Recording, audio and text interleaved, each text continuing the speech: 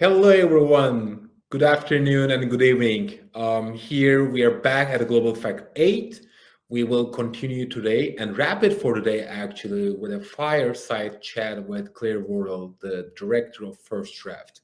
You all had a chance to listen to her inspiring and actually provoking keynote speech earlier today, and I'm really happy to be able to have this conversation with her.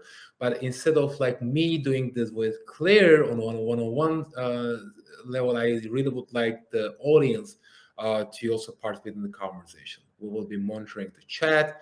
We'll be monitoring the Q&A. So hopefully this will turn into a conversation that we can have as a community with Claire Wardle, a leader in this field and an inspiration for all of us who have been doing this hard work. She had some remarks earlier today about the mental toll of what we do on our personal lives. And she is here with me right now to elaborate a little bit more on those topics. But before we jump into that conversation, I just want to say, hi, Claire, it's great to see you. Hi, thanks for having me. How are you doing? I'm okay, thanks. I'm okay. How are you? Good. Thank you. It feels great to be able to do this. I mean, we all hope that it will be an in-person conversation. In actually, Melbourne at this time, if it hadn't been for the pandemic, but hopefully next year we will go back to our in-person gatherings in Oslo and in 2022, and let's see what the life will show us in the future. But on behalf of all of our viewers earlier today, I just like to thank you for your virtual hugs that you wrapped your keynote speech, and basically, start a conversation by asking you how this year has been for you, the pandemic, the human toll that you were talking about in monitoring this information, the impact of this work on our personal lives, the the balance that we had to maintain between our personal and work lives. I just want to hear your experience on this last couple of, 15 to 16 months. Yeah, so I think our experience probably was the same as everybody who's tuning in today, which is it was just the amount, but also the fact that we had to keep changing. So it was we were all kind of in the US gearing up for the US election. Then, of course, it was the pandemic. And then it was the global reckoning with racial justice. And then the pandemic was still with us. And then the election was, grew and grew. And then there was a coup. So it wasn't just misinformation. And that was just in the US context. All of you working globally had your own elections, had your own issues that you were dealing with. And as we know with the internet, there's no end of the internet. You can't turn off your computer and be like, oh, I looked at everything possible today. So you have to manage the guilt of what am I missing? Could I do more to help my teams? Because those of you that do this work, you do it because you care about the world. It's your identity. You're doing this because you believe so much in it. And so therefore you can't just switch off. So I think from a personal perspective, I always thought I worked hard. I just had never worked these hours. I would get up at the crack of dawn. I would go to bed hours after the sun had gone down. There was no commuting. There was no gaps in between meetings. It was, we all use new phrases like, excuse me, I need a bio break, because none of us had time to go to the bathroom or even eat a sandwich. And I mean, it's still ongoing, but I do think now many of us have recognized that we need to stop and breathe. We have to take breaks. We have to say to each other, when was the last time you took a day off? We have to try and take weekends off. So I'm personally doing better now, but I look back at 2020 and I don't know how any of us did it. Are asking ourselves how we did it, and just reflecting on what you said about like those back-to-back meetings, those endless calls, and all the excuses that we kind of spared from ourselves. It's been like a tough year. And you also touch on a very important topic, like the internet doesn't end. The internet doesn't pause. It is out there, and people out there are just spreading disinformation without any break. So how do you think the community of fact checkers, these researchers, like industry at large, managed to tackle this this phenomenon at the internet scale, as it has never been in this scale before. What is your takeaway on our capacity as the industry at large? And you can obviously include platforms like the mediums that we get our information from. I also asked the same question to Andy from WHO earlier today. I don't think nobody thinks we are ready for another crisis like this. But if there is any takeaway that you will be sticking to be more hopeful for the future, what would that be? Well, as I mentioned in the keynote, the secret is collaboration, which is, does everybody have to look at the same terrible meme circulating on Instagram? The answer is no. And I think, we're getting slightly better at that as a community, but so many of these rumors were cross-border. So somebody might see something in Brazil, but really it started in Turkey, or they're seeing something in Norway about Australia. And this global community is so strong because everybody helps each other. There's minimal egos, I think, in the fact-checking community. And it really is a community that looks out for each other. But I think the challenge over the next 5 years is, how do we prioritize what we're looking at? And this comes down to harm. So rather than looking at everything, how can we have a sense of the content that is potentially most harmful? And how can we kind of triage that? And how can we make sure that as few people as possible are looking at the same things that other people are looking at? So I think it's about just better real-time communication and having a better sense of what to look at, because we want to look at the content that is most harmful. And we're getting there as a community. I think it's going to take another decade, just because this is difficult. It's messy, it's global, it's multilingual, but I do believe that we're moving in the right direction. This is great to hear, because this means a lot, especially given the emphasis you put on your during your keynote speech about prioritizing the content that we need to monitor and then eventually address. But obviously we need more signals. We need more data to see what is viral and what carries the risk of causing real life harm, because obviously the risks associated with a dodgy photo online may be a bit smaller than a big conspiracy theory that is brewing somewhere on the internet. Do we get better at monitoring and detecting those pieces of mis and disinformation before they reach to wider audiences? And as just a follow-up question to that, I will be also wondering your thoughts on how should we decide on what to fact check and whether we give those content oxygen? What is the magic there? Yeah, it's so difficult to measure what we call the tipping point, which is if sometimes the idea is that if you fact check too early and you have a big audience, you can actually do more harm. But I do think we should be thinking about, is there a way to find content earlier and then alert, for example, the platform so that they can do down ranking, they can add labels before it really goes too far? And I think that science of timing, again, people are getting better at thinking about that.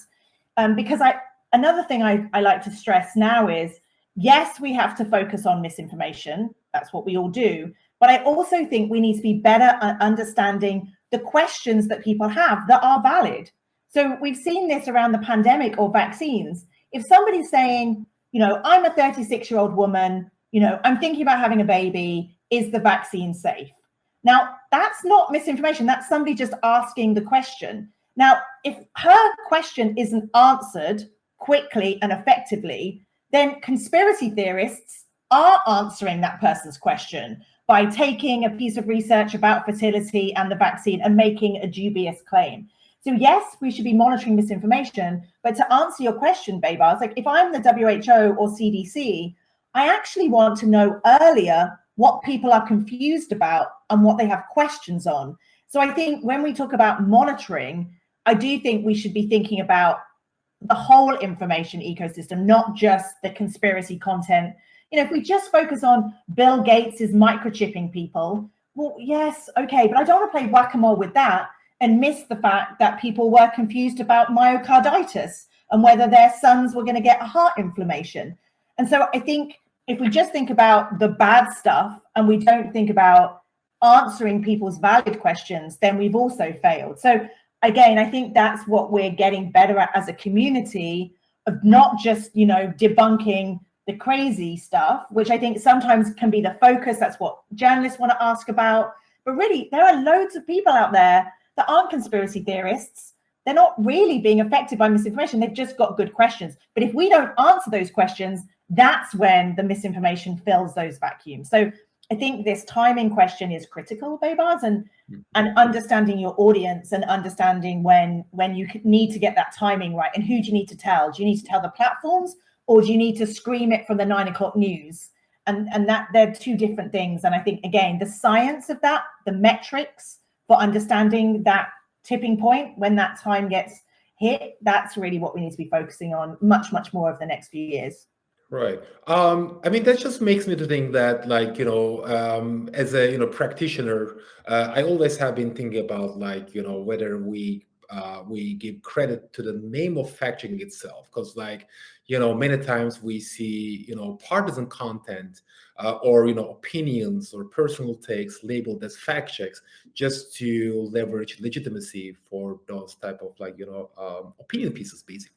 It doesn't mean a content is a fact check just because somebody tells that, says it's a fact check. And I think that also applies to misinformation as well. Not everything that we see on the media, like, labeled as misinformation, they don't have to be misinformation necessarily. I mean, some of those content are actually partisan content, but just, like, labeled as misinformation by the other, the others in the other, political camp. In that particular, take of yours, I just remembered the initiative that you were also, like, spearheading with Google to kind of, like, read the trends better and see, like, what people are asking, ordinary people are asking to Google, and whether those questions would be good signals for fact checkers. Would that be something that you think it would be more meaningful for platforms? And when I say this, I mean, like, multiple platforms to, rely more on inquiries, questions from the ordinary users, not necessarily something that, dominates the public discourse. Yes, and I do think, for example, Google has got better at this. They now, if you search for a question and you don't get good answers, it will say, we can't find good responses. Tell us your question. And then Google is looking at those questions. But signals such as when a new article is created on Wikipedia, how many hits are different Wikipedia articles getting? Again, Google Trends does help us, but what are people searching for? Whether or not this is, like, what are they really engaging with on TikTok or Facebook or Instagram? What are people searching for on YouTube? Like, you can get some of that with Google Trends, but what we would love is some, I always think about this like a kind of supply and demand. What is that people want from the internet, and are they getting it? And I think sometimes those of us who are researchers and journalists and fact checkers, we kind of have our editorial meetings and we say, we're going to publish this today, but are we really responding to the things that people are confused about? And I think there's sometimes a disconnect between the questions that people really have versus what journalists think that people want to know about. So as ever, it's about being better connected with the audience. And we don't have good tools really other than Google Trends to understand that. And that can sometimes be clumsy. It works in a country like the US, but not so well in smaller countries. But I do think that's a missing piece of the puzzle. And it's why we focus so heavily on the misinformation. But I think about that as like the end of the model. By the time it's a rumor or a claim that we're trying to debunk, I feel like, what did we miss along the line here that meant that we could have caught it before then? But this does get back to the ethical question of, to find rumors early, should my team be in Telegram groups on 4chan? Should they be on 4chan? Should they be sitting in Discord servers? Like, I struggle with this as a manager. To be in those spaces to try and catch rumors early, it also comes with real implications for people's mental health and their safety.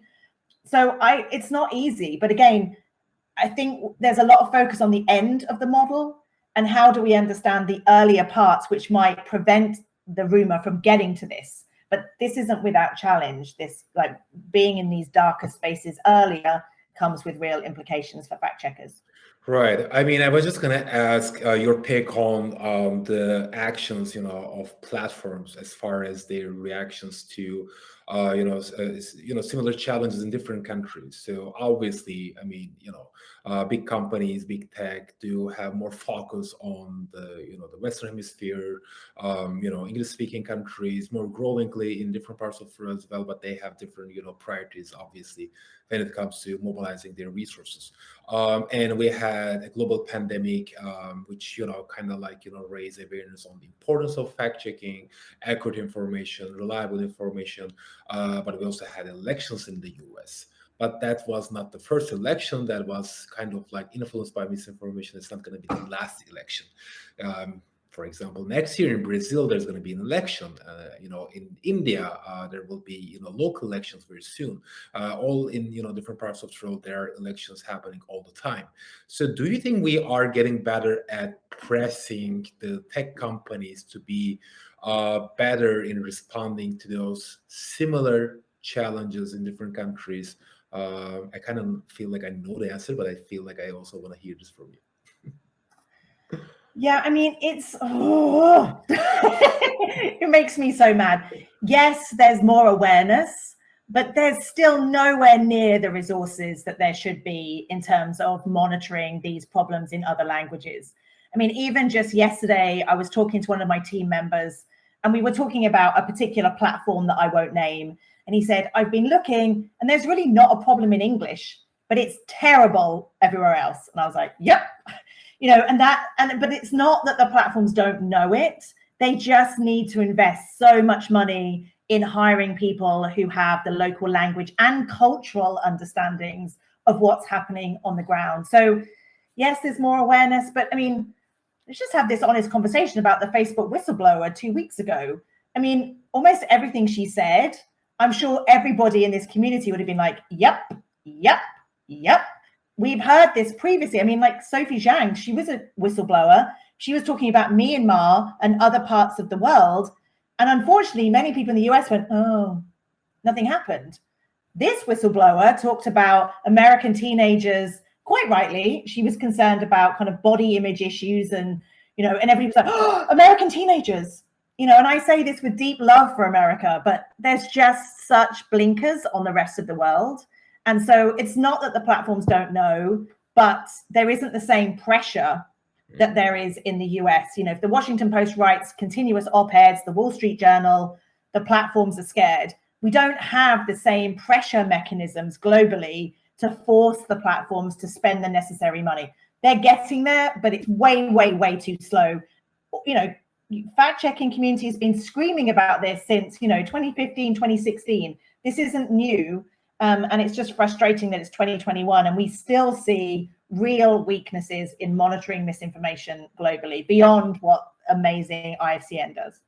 Well, I appreciate that, first of all. And on behalf of the community, I think what we are trying to do as the fact checkers around the world is just to make sure we contribute to this, fight. But it's never enough to this. I mean, it's like, it's a team effort that needs to be done. It requires multiple stakeholders, which also makes me to wonder how you feel about. And even before that, I just want to encourage everyone to also join the conversation. But I'm really happy that I have this chance to ask these questions to you. But I, again, just want to hear your thoughts on regulation. Because, a big part of this is about regulation. I mean, media is a forte state, obviously, have a tremendous impact on influencing the decisions of the platforms, their activity, their policies. But at the end of the day, it takes regulation to do that. And as someone, who has been in the US just for 3 years and coming from in a different political environment, I have some hard time in championing for regulation because of my personal background as someone who's did fact checking in Turkey for 5 years, and I'm pretty sure that's not a very unusual objection when we talk about regulation. In the US lately, there's been a lot of conversations around regulating big tech, and even Facebook itself, themselves have been advocating or at least calling for regulation. But who's going to decide what kind of a regulation will be? Second, do you think there's some sort of like risk advocating for regulation as far as different types of regulations in the US, in Turkey, in country X, Y, Z? I mean, do you think that's a risk there? Yeah, I mean, I feel very concerned that this push for regulation is going to lead to really problematic regulation, and it will end up having the unintended consequences that we kind of poke fun of the platforms for doing. They make these changes without realizing the impact. And the problem with misinformation is that most of it is legal speech. There's somebody asking a question about a vaccine side effect on Facebook. That's legal speech. So much of the work that fact checkers do is about this gray area. So the idea that government, which is made up of politicians, would make decisions about speech makes me feel very nervous. And we've seen around the world different countries take regulatory stances that I think are deeply problematic. So we do have a problem that we've got these global platforms that are so powerful. I mean, we saw with the 6-hour blackout of Facebook, Instagram, and WhatsApp, many parts of the world just like, we can't function. It's our telecommunications network. So, globally, we don't have a counterweight to these global platforms. I mean, it's not the UN, but, should the US pass regulation that then impacts the rest of the world? That doesn't feel quite right either. And this will not surprise anybody because I'm a researcher, but I don't think we should be regulating something until we fully understand it. And we know so little about the impact of misinformation. I mean, I spend a lot of my days looking at it, but if you said, Claire, how much misinformation is there globally and what harm does it do? I can't give you a straight answer. I can't, and that's insane to me that I can't give you a straight answer. But, we know this, we don't have the data, et cetera, et cetera. So rather than talking about regulation, I want us to talk about oversight. Like, that's what we need. We need governments to support independent oversight mechanisms that mean that the platforms are not marking their own homework. When the platforms write their own transparency reports, that's crazy. There should be independent auditors who go into the platforms and they independently provide oversight in terms of how the algorithms are working, how much content is being taken down, all of the whistleblower documents that we're now seeing. Those kind of things should have been looked at by an independent oversight mechanism.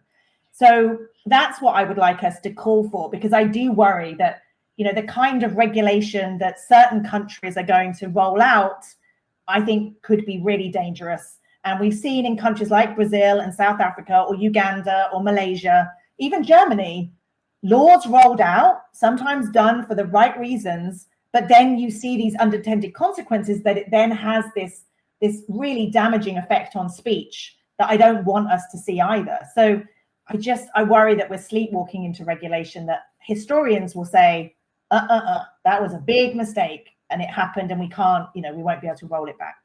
Right. I mean, there was a study put together by Peter Cunliffe-Jones, who is the founder of Africa Check. He studied a number of different countries and their regulative efforts in terms of addressing misinformation. And what he found out was that, many times those governments took the examples from Europe, basically to justify their efforts to control the flow of information in their countries. And it was easy to communicate because that was portrayed as regulation. And I think what we need more is to have more nuanced conversations about this need for regulation. It's not only like a black or white situation. I think what you just said was really important. We need more oversight to understand the problem first, then to decide what type of regulation we would need. So I really appreciate that, distinctive, take on this topic. And sure. We've been doing this work for 5 years. The landscape looks very different in 2021 than it did in 2016. 2016, there was a lot of traditional fake news websites, like fake, false rumors and claims. Now we see less of that, and we see a lot more misleading, very gray speech. And that's deliberate, because the more the platforms have clamped down, the more the disinformation agents have changed their tactics. So if we talk about regulation, whatever regulation happens, that the tactics will change. So we'll end up still playing whack-a-mole, even with regulation. So we need something that's agile and can respond to the changing tactics. And government moves at a very, very slow pace.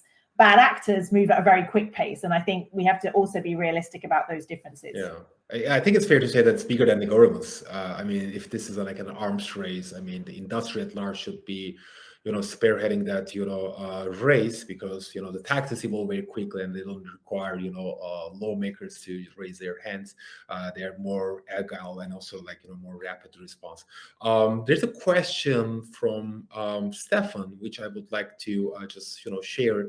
And then, we can go back to the conversation and also like, still encourage, questions from the audience.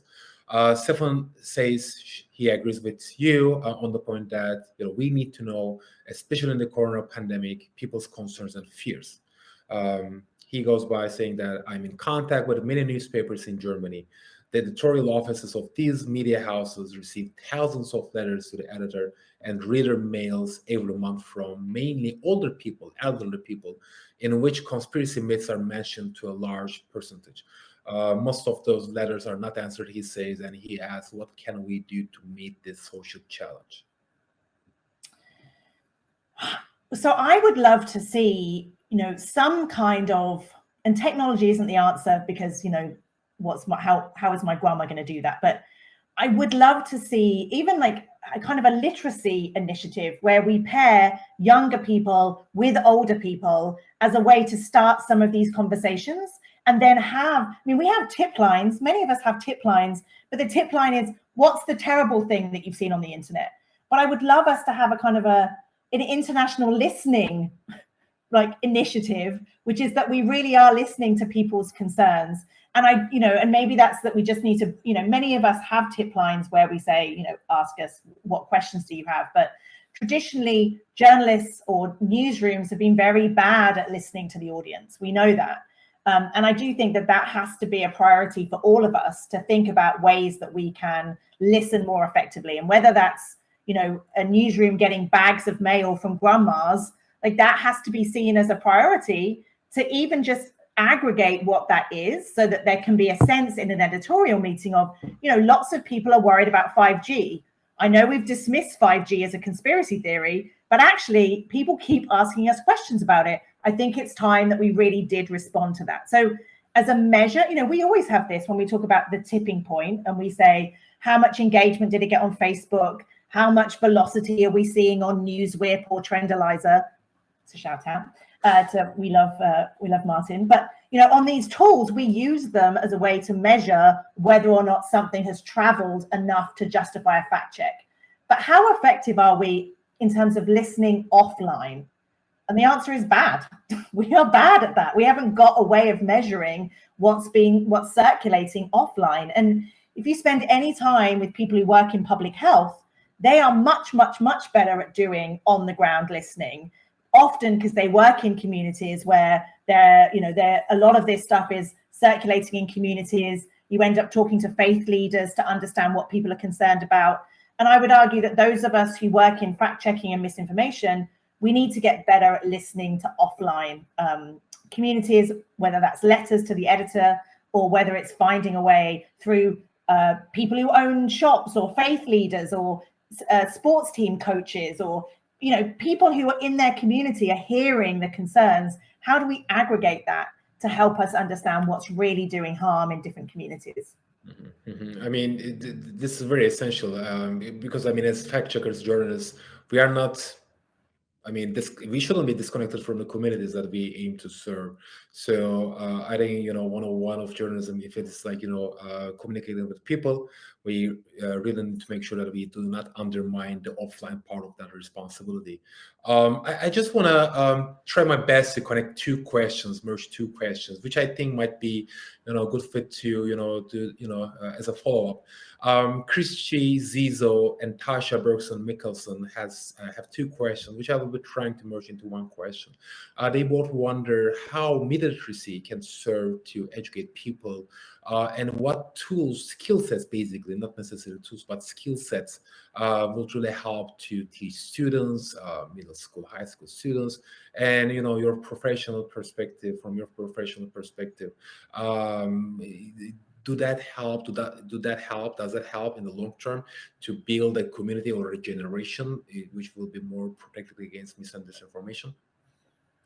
Yes, I mean, anybody who knows me knows that I have been deeply frustrated for years that the public are not involved in these kind of conversations. People have these like roundtable stakeholder meetings, and they invite librarians and people from government and people from platforms and fact checkers and researchers and journalists, but they never invite my mum.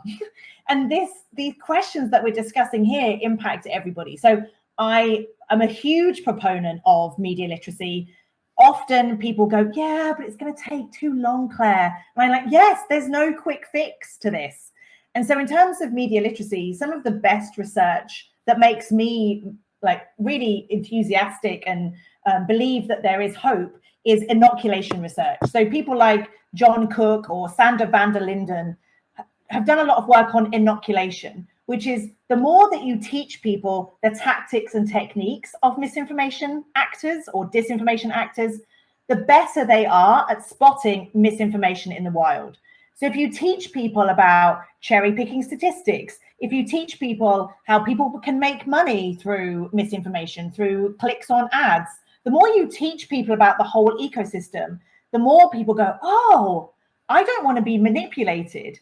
And the research is really strong that it's one of the most effective ways of teaching people to build resilience, essentially.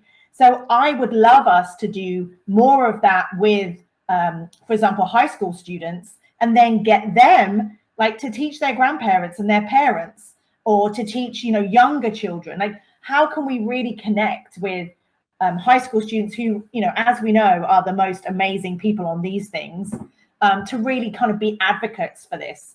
And rather than say, like they've seen the PowerPoint, tick the box, they've been trained in media literacy, how do we really create a whole generation of people who recognize that this is now the norm, and that it's on them to help teach other generations about how to be prepared?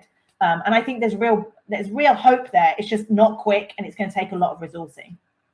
Right. And for those who are interested, I think you should be interested, if you're watching this, conversation, there's gonna be a panel tomorrow moderated by my colleague, Lane Dvorak, with fact checkers from Chicago, Factisk, and MediaWise, both who each have their media literacy efforts, and I'm pretty sure it will be really interesting to hear more about their activities during the pandemic.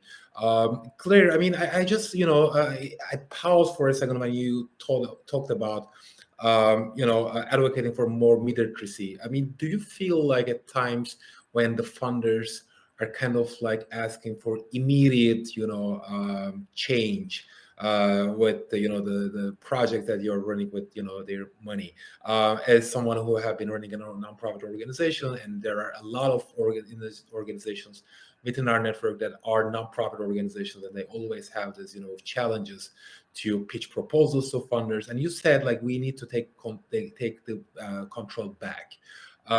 What is going to be our biggest challenge as far as communicating the best theory of change when it comes to addressing misinformation? We are all talking about debunking, pre-bunking, but media literacy also, on the other hand, is a very important component. But not all those activities make the same impact in different settings. So in some settings, pre-bunking might be more important, or maybe debunking is more relevant. Who is going to be the one to decide which is the best intervention there?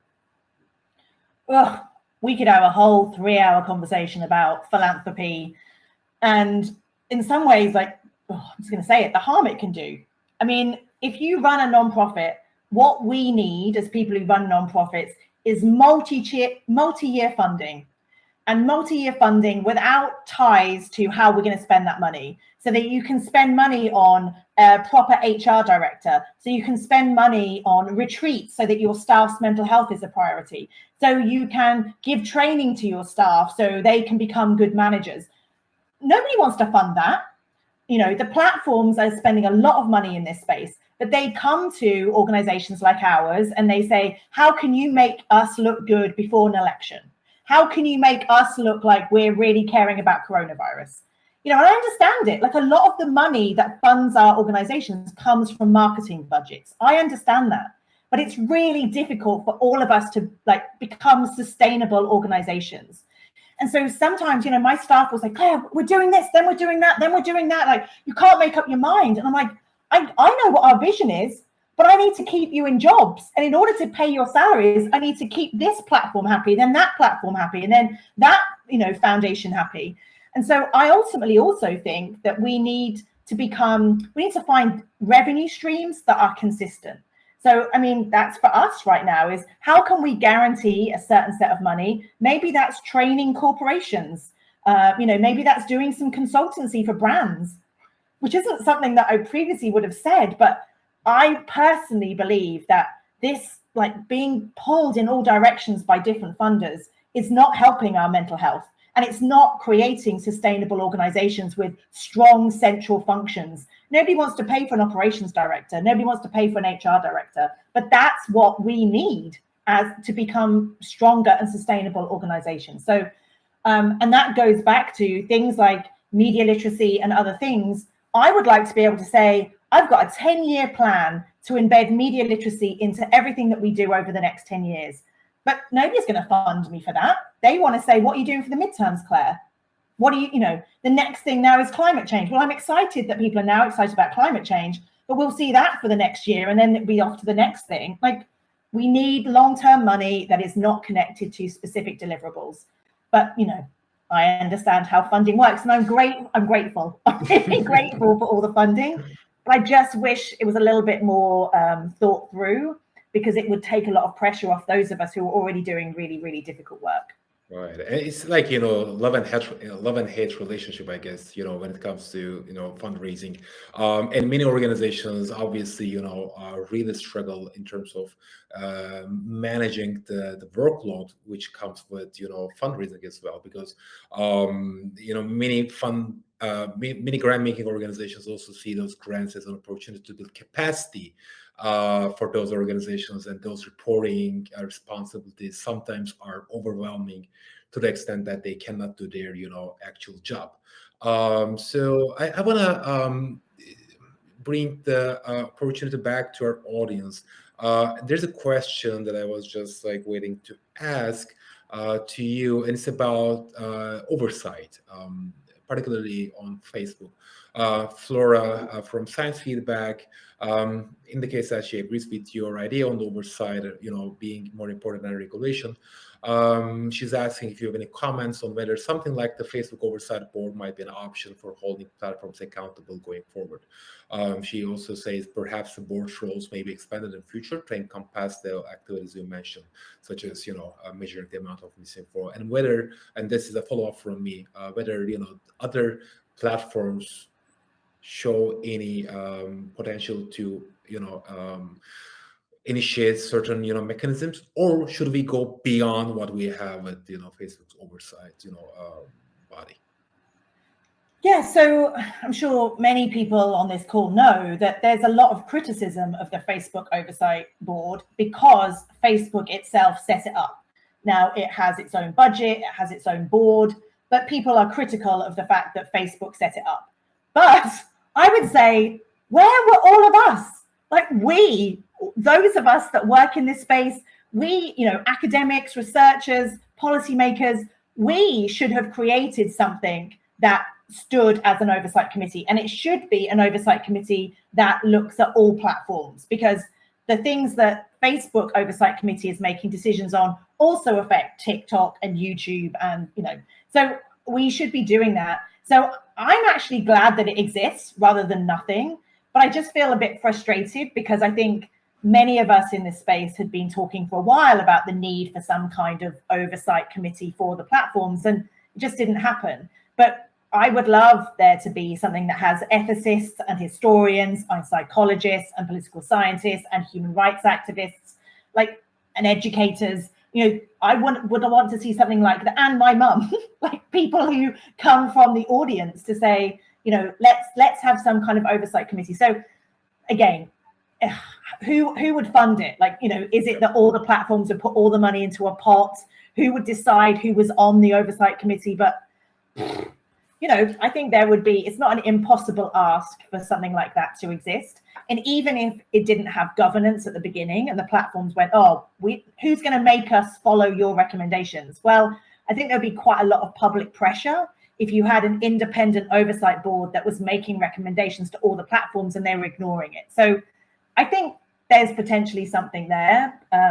Again, none of this is going to be quick, but I think that's the only way, having some kind of independent oversight committee for all platforms. Right. I think it's fair to say that we are swimming on uncharted waters. This is new to us. There's no precedents that we can go back and, take lessons from. This is something that is very unique to our, time. Just to maybe allow another question or two, to wrap up this conversation, I check out the questions, and there's a question which is not that necessarily related to this platforms or the oversight, but I think it's relevant, especially from a practical day-to-day fact-checking practitioner point of view. Bal Krishna from India asks, how should we decide what pieces of misinformation to pick up, especially when they have political overtones? There's always a danger, he says, that we may actually end up amplifying the misinformation. Again, maybe it's just like a political, political speech, partisan speech, that we kind of tackle it as misinformation, that it reaches out to wider audiences, and then we amplify it, and we maybe contribute to the polarization. How should we, especially in countries where there are elections or political tension, and misinformation is kind of used as an utility to shape the public discourse? Yeah, everybody knows this, but the work that you do is so much harder now, because it's not just the kind of viral memes that you are fact checking. You see politicians who then get amplified by the news media, and then you have to fact check that. So this question of what to report on is so important, and it's hard. But I think I always try and come back to the harm. So you can always write a fact check. You always can, and you will always get eyeballs. But I think it's balancing. It's that public interest question of, by publishing this, am I going to create more harm than if I didn't publish it? And that's sometimes hard to do, and it doesn't mean that you always make the right call. But I think that's what we always have to come back to, which is, we know as fact checkers and misinformation, researchers, what is it that we're trying to do? Well, we're trying to clean up the internet. We're trying to give people more accurate information. And sometimes taking something just because you can find it and write a fact check on it, that sometimes is exactly what the politician wants you to do, or it's exactly what the troll wants you to do. So trying to understand, again, the whole information ecosystem, that at times you're a cog in the system, and people are trying to use you and manipulate you, knowing that you have that audience. So, it's really hard sometimes to make those calls, but it's something that should always be at the front of mind, which is, what's the potential harm versus the benefits of you publishing this fact check? Well, that means a lot. That makes a lot of sense. And I think we all relate to the fact that sometimes when we pick a content to fact check, we always feel like, are we, just, wasting our time, or is it that necessary? And, it's not that easy always to measure the, the potential of harm, also maybe like the influence itself. So we all also learn as we go on, being better, at, judging this, I guess.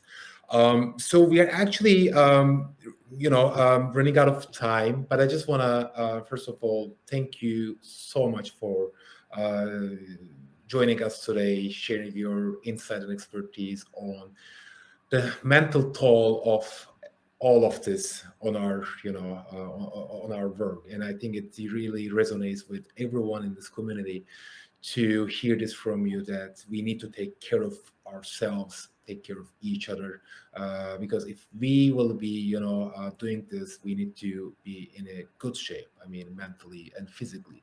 We always have talked about the online harassment and abuse, aspects of the challenges of our work, but we probably have undermined the importance of the mental toll of this work. Sometimes we do the damage to ourselves more than anyone could ever do to us.